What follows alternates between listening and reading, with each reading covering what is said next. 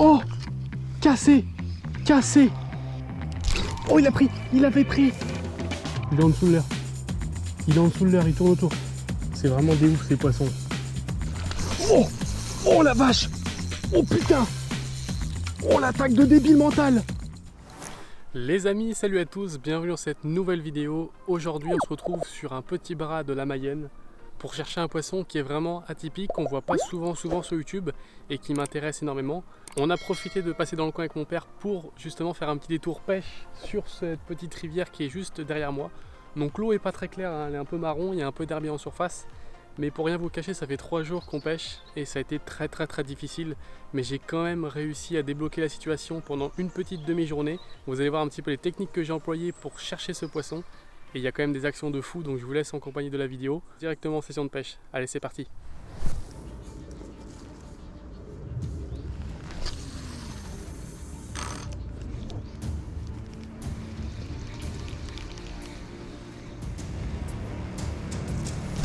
Oh, cassé, cassé, il m'a cassé. Oh, je reviens pas. Oh non, il m'a perdu mon drag métal. Comment c'est possible que ça ait cassé? Mon nœud il était hyper solide. Oh, je reviens pas. Un aspe gigantesque. Il est venu me choper à même pas 6 mètres là, juste devant moi. J'étais en train de ramener le jig à une vitesse assez élevée. Oh, je suis trop deg. C'est une blague. Ils font que de chasser là depuis tout à l'heure. Et enfin, premier contact. Oh, c'est pas possible. Il est venu me défoncer mon metal jig. Le problème, c'est que moi, j'en ai plus beaucoup. Oh, vous avez vu les chasses de tarés là-bas? Là-bas, une chasse de malade. Oh, ils sont en activité. Il faut vite que je récupère quelque chose qui... Alors, je mets un leurre de surface, mais... Bon, je viens de remettre un bout de fluoro, les gars. Et je pense que je vais remettre un jig du coup. Mais du coup, j'ai plus de drag métal. Donc le drag métal, il était super parce qu'il y avait des petites plumes et tout, des assist hooks. Je pense que je vais partir sur un jig comme ça, là, tout simple, de chez Flashmer. Je vais même mettre le 14, le moins lourd. Et puis on va voir ce que ça donne. Petit jig tout simple, en espérant qu'il tape dessus comme l'autre là. Donc on va voir avec ça là, mais ça peut être pas mal. Allez, on va réessayer.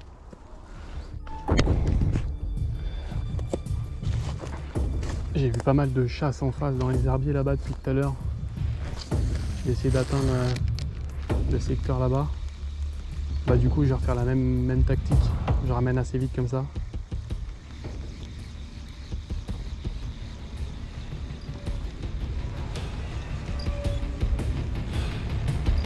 Oh! Oh, vous avez vu? Oh! Il y en a un qui est arrivé derrière pleine balle. Il a pas attaqué. Il l'a pas attaqué. Oh, je suis deg. J'ai accéléré la vitesse de récupération. Non! Il a mis un refus. Il a clairement mis un refus. On va essayer avec un leurre de surface pour voir.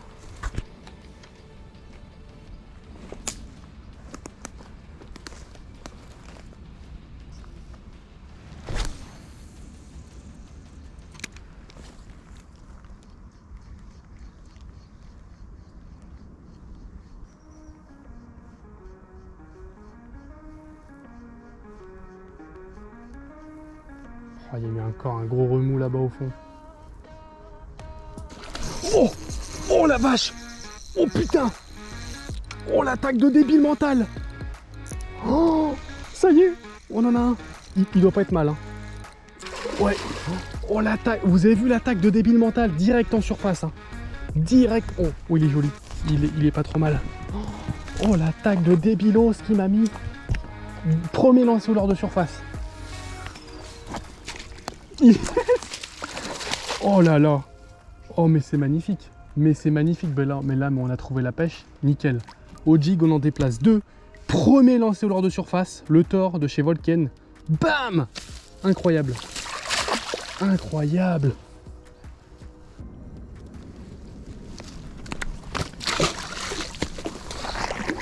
Bon, bah je vais pas vous le montrer.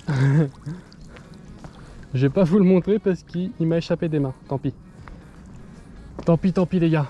Bon, Bah, en tout cas, on va continuer parce que là, je vois que ça fait que de chasser. Il m'a échappé des mains celui-là, mais c'est pas grave. Je pense qu'il faisait un bon 60 cm, il était vraiment joli. Donc pour un premier poisson, je pense qu'on est gâté. Une attaque pareille en plus, c'était incroyable. Donc on y retourne avec le même leurre.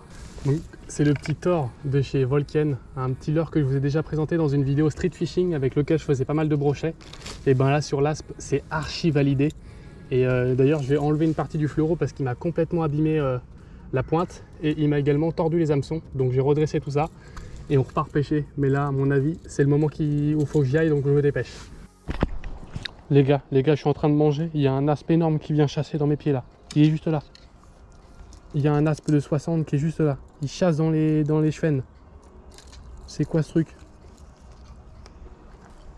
Il est là. Où il y a mon leurre? Il est en dessous de leurre.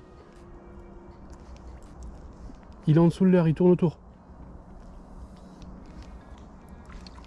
Oh la vache, la dinguerie. La dinguerie.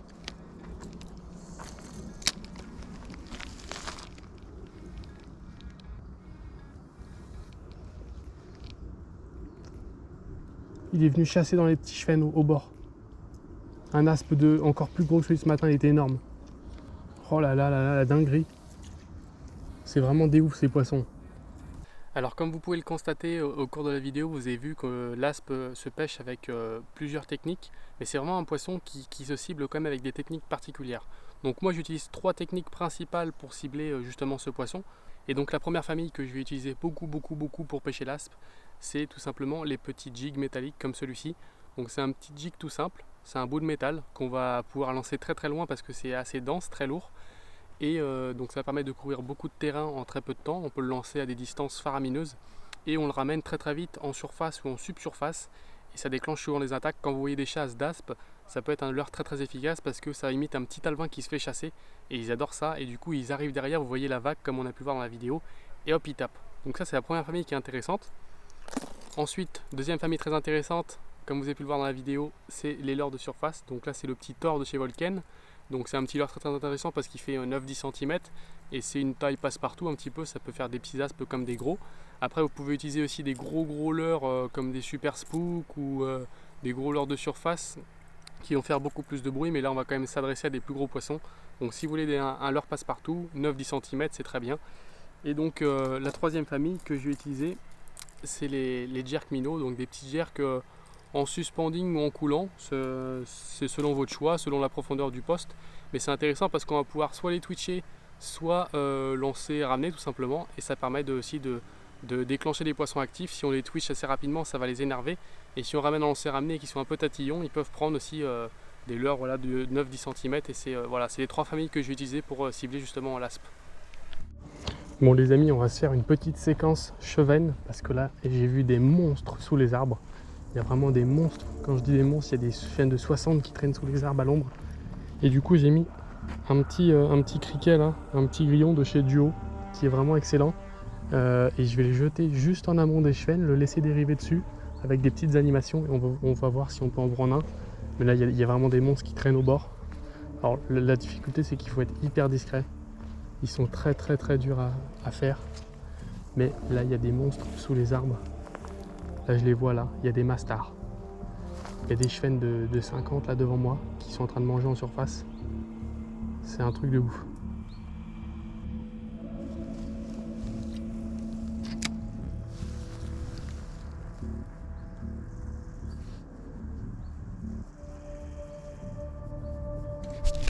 Oh putain, il y en a un qui me l'a gobé. Il y en a un qui me l'a gobé. Il est là. Il est revenu direct. Je l'ai reloupé. Il s'est pas piqué.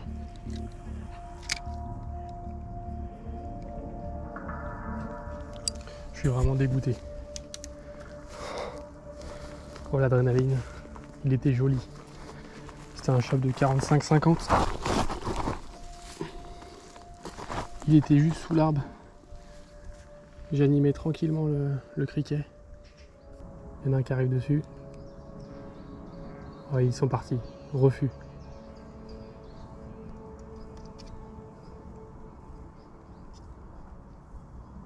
Ils sont venus voir.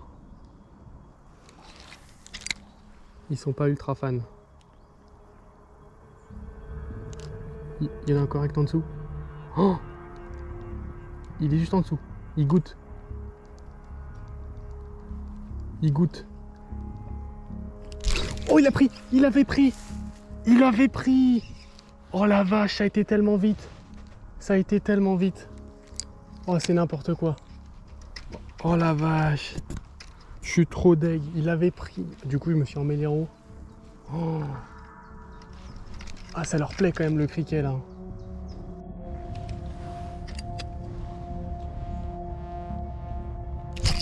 Yes! Oh non, décroché! Oh! Putain! Oh, il était énorme. Oh, fait chier à vue, c'était magnifique. Un bushman? Ah, énorme. Il s'est piqué, je sais pas comment il s'est décroché. Oh, il m'a mis un rush direct. J'ai entendu. Il est parti comme un taré. J'ai entendu, il a fait un bon mot. Hein. Il est parti comme un taré. Oh, c'était magnifique l'action.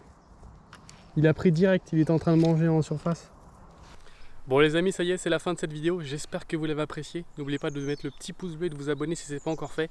Et vous avez vu que l'aspe, c'est quand même un poisson de malade. Il est capable de tout comme de rien. Là, ça fait 3 jours qu'on pêche avec mon père, on n'en a pas fait un. Et là, sur une fenêtre d'une demi-heure, j'ai réussi à déclencher environ 4-5 poissons. C'était juste extraordinaire. J'espère que vous avez apprécié cette petite action en surface. Et n'hésitez pas à aller chercher ce poisson en Loire qui est juste incroyable. Il est parfois capricieux, mais on peut faire de sacrées belles pêches. Donc j'espère que vous appréciez les images encore une fois. Et on se retrouve pour une prochaine vidéo sur Canal Gratis France bientôt. Ciao!